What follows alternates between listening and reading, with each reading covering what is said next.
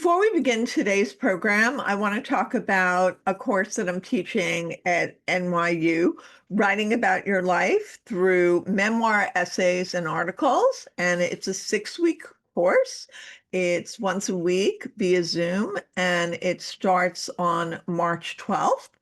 And whether you're new to writing or ready to publish, I'm going to teach you how to overcome writer's block, tips for building a story arc, how to pitch to editors, offer insider advice from agents and editors in the midlife and beyond market. And you'll walk away with a ready to publish personal essay or a strong start to your memoir. And my students get published everywhere. I recently had a student, Leslie Blankard, got published in Modern Love for a piece that she wrote and workshopped with me. And I love teaching these classes. So I'll share the information in the show notes, but I would love everyone to take the course. And I think there's a limit. There's definitely a limit on people in the class, but I would love to work with you. Thank you. Welcome, everybody, to Freelance Writing Direct. I'm your host, Estelle Erasmus, the author of Writing That Gets Noticed, Find Your Voice, Become a Better Storyteller, Get Published, which was named by Poets and Writers a best book for writers. Every week, I speak with novelists, with authors, with writers of every niche to talk about their tips, their tricks, their strategies, and how the sauce is made, including creative advice. I'll talk about essays and articles and share my own experience from 3 decades of publishing. So join me every week and grow your business and build your craft with Freelance Writing Direct. And don't forget to subscribe, rate, and review on iTunes. And follow along on Substack, where I share special clips for subscribers only at estelleserasmus.substack.com. Hi, it's Estelle Erasmus, your host for Freelance Writing Direct, and I want to talk to you about a conference that went on in September 17th, 2025, called the People of Publishing Conference. And that was hosted by the Association of American Literary Agents at the New York Academy of Medicine. And that is the same place, actually, that the U.S. Book Show was, which is sponsored by Publishers Weekly.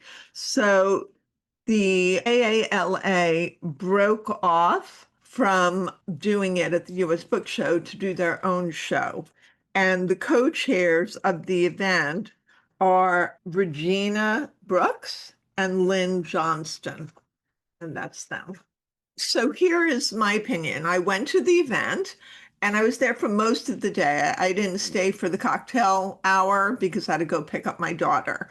It was a very warm, friendly event, even friendlier than other events that I've been to in the same sphere. I think a lot of the agents and the people in publishing knew each other. They were very excited about this inaugural event. So they started with talking about publishing CEOs on an industry writing its future in real time. And that was John Karp. He's president and CEO of Simon & Schuster. David Shelley, he's CEO of Hachette Book Group and Hachette UK, and John Yagged, he's the CEO of Macmillan Publishers. And the idea was the changes in publishing. And these 3 CEOs of the Big 5, they speak a lot at these different conferences. And one of the important things happening right now is there's a push towards making sure that there are lots of books that give diverse points of view, but they're also really looking at business models. They're looking at financial models. They're looking to make sure that the authors, can actually deliver on their premise of bringing readers to the table. And the old days of going on the Today Show and maybe getting a review in the New York Times, that's not necessarily translating into book sales. So here's my Estelle's edge. I think that provides an opportunity for authors. You can figure out your connections, and through your connections, how you're building the audience for the book that you want to write. And I think that gives a lot more opportunity than ever before. You don't have to depend on just getting this one fantastic thing that happens. And I've seen it myself. I've been on Good Day New York. I've been on Good Morning America. And what I've noticed is that if people are selling a book, they've told me that it personally doesn't necessarily translate.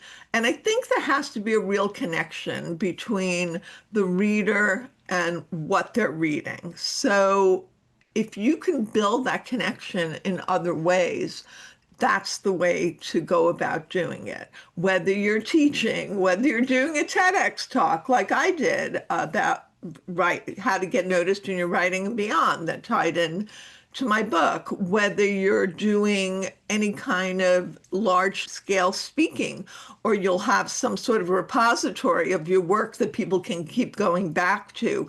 There's a way to get yourself front and center and keep building the interest in that. In one of the sessions, Mary Rasenberger, who is the CEO of Authors Guild, spoke about the Anthropic lawsuit.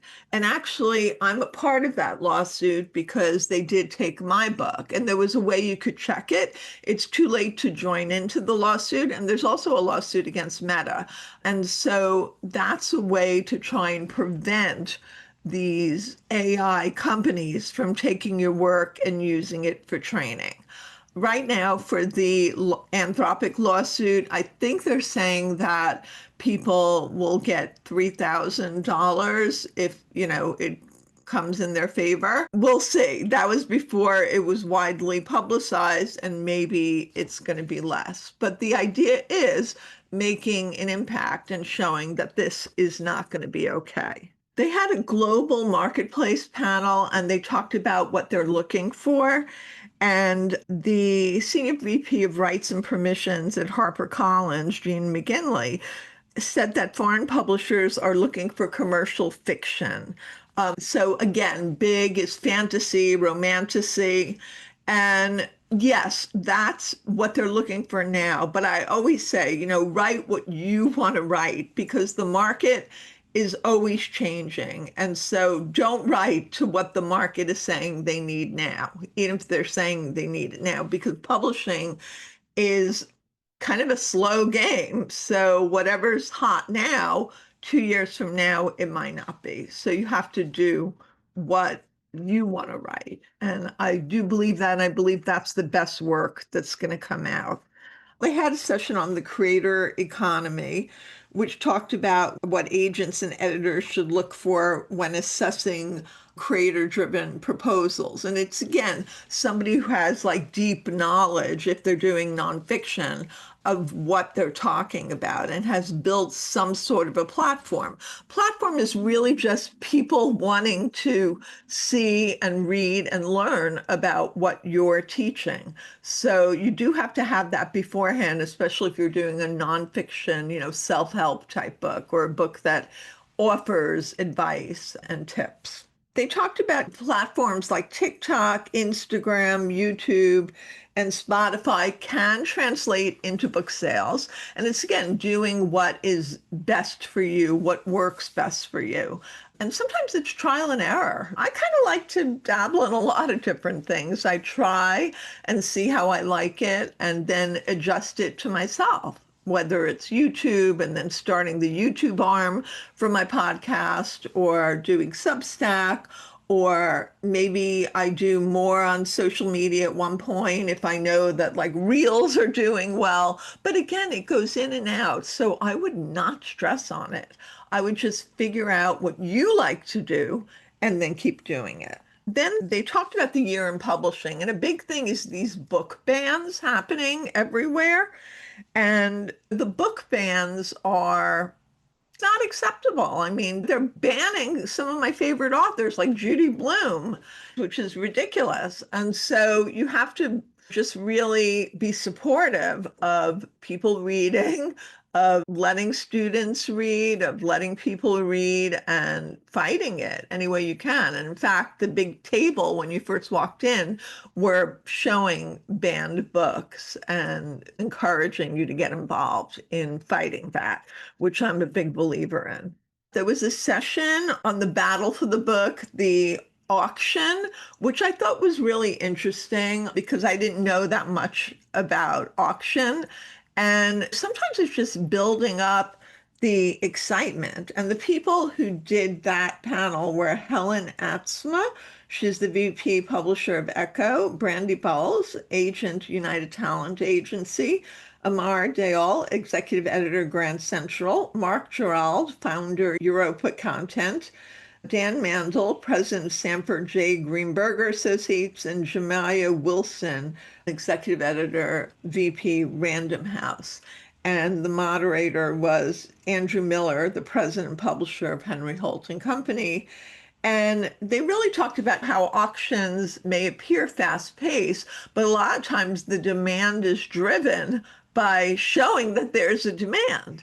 And sometimes publishers will just go ahead and say, I don't want to deal with this whole auction situation. I'm just going to make a high offer, and then it's up to the author. And sometimes the authors don't, on the advice of their agents, go for the highest offer because there are other benefits to what's going on. And that's why it's important to have somebody that really knows the publishing landscape, because maybe they know information that you don't know about what's happening with a publisher. Maybe a publisher is for sale, or maybe they're making some other decisions or starting other sections that's going to be very helpful to the agent's client. And so it's, again, listening and seeing who is going to be advocating for you as the author. I'm looking from the point of view of the author, and giving you this deeper understanding. And of course, it's very exciting if something goes to auction, because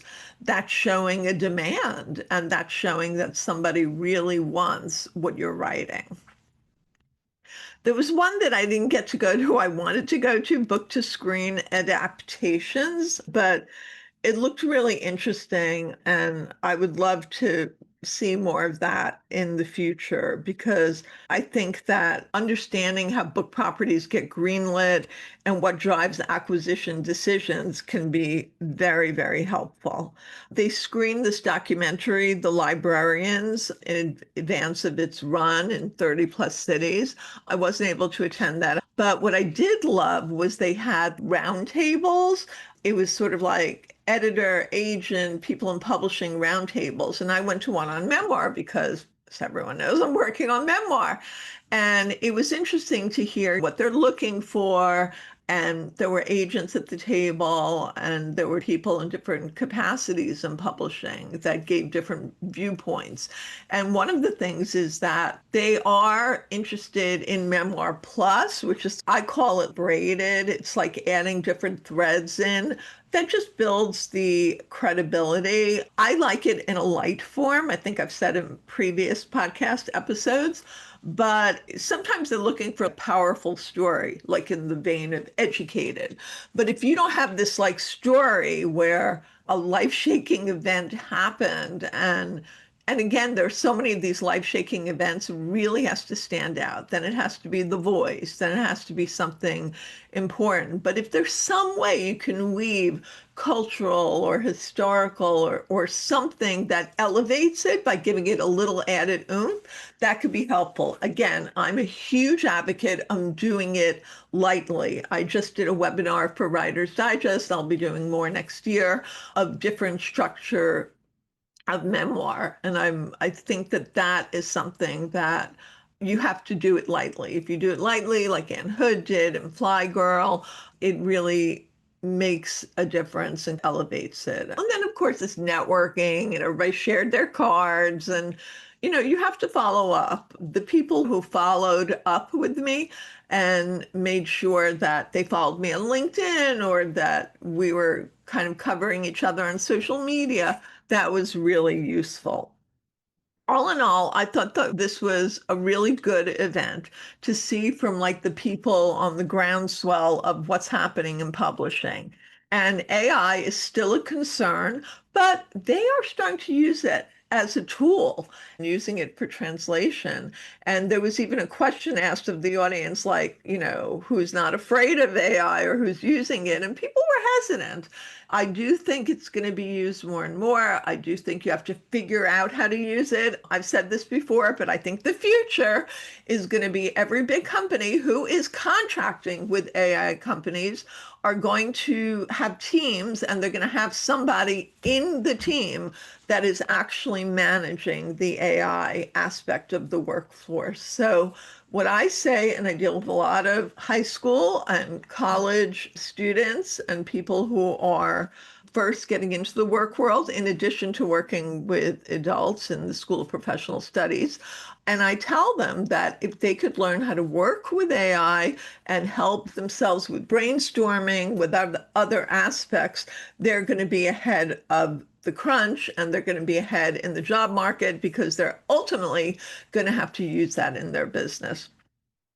So those were my thoughts of the People of Publishing conference, and I'm sure they're going to do it next year. It's a wonderful way to get this intel and this inside information on what's really driving book publishing and making people concerned.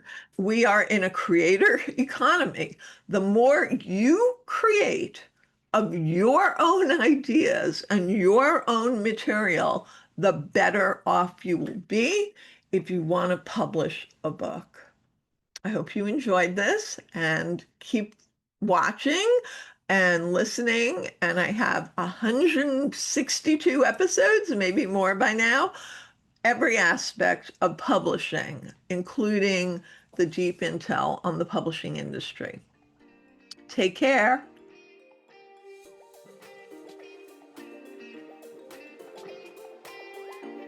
Follow me at EstelleErasmus.com on my website and on social media, which is Instagram, TikTok, and Twitter at Estelle S. Erasmus. And we're now on YouTube for Freelance Writing Direct.